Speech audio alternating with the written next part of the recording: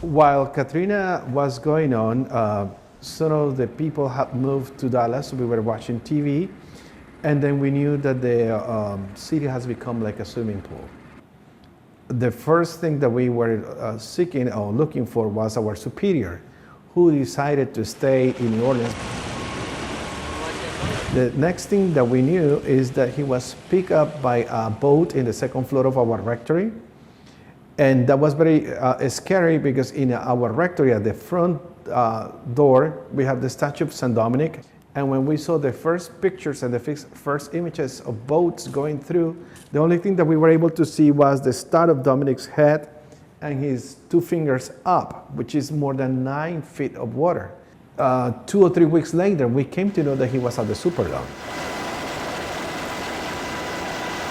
The first thing that we decided is that we needed to come back to New Orleans. The Dominicans have been in New Orleans for over 100 years. I was not ordained as a priest yet. I came as one of the brothers.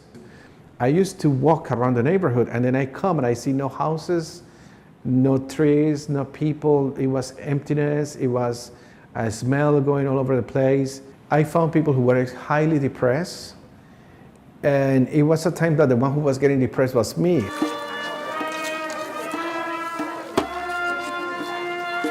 I was celebrating between 1 to 2 funerals a day. You know, there were so many people dying daily. I have never ever done so many funerals like when I came to New Orleans.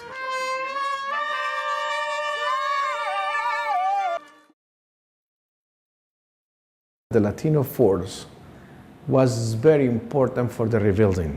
Something that caught my attention was that we have many Mexicans who came for the rebuilding and many Hondurans.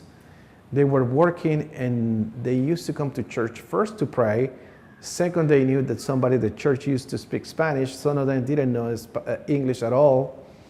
And then they came asking for help because some of the people for whom they were working, they were not paying them their wages. Instead, they were calling immigration and telling immigration that those guys were illegals and that they were running around while they were rebuilding their homes. So many of these guys have to go out of the city with no pay, very frustrated, very humiliated, and they did a lot for the city. That was very touching to me to see that. They didn't came for education, they didn't came here for living, or they came here just to get money, to work very hard and to go back to their own places. But with the time, many of them settled down. And the needs have changed. Why? Because the people who have settled here after Katrina, they kept bringing family members. Other people got inspired by them. They saw the opportunities. They came and tasted the New Orleans flavor, and they decided to come. So everything was like homey to them, but crawfish was new. I think the New Orleans, when they have the celebration of the 300th anniversary, forgot the Latino community. They were talking about the French, they were talking about the Italians, they were talking about everybody else. They were forgotten.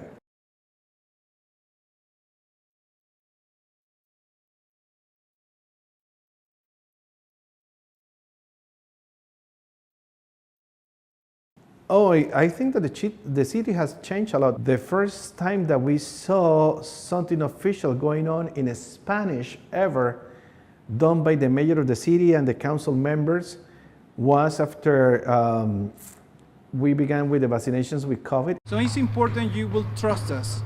I will be here. You know how we work with all of you. Never thought that that will happen in New Orleans. I never envisioned that in my life, you know.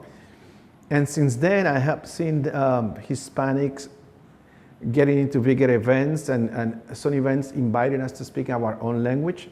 That now that we're going to be celebrating 20 years of Katrina, we will not forget what Hispanics have done for New Orleans, and they will always do great things for this city and for this nation because we love the places where we are.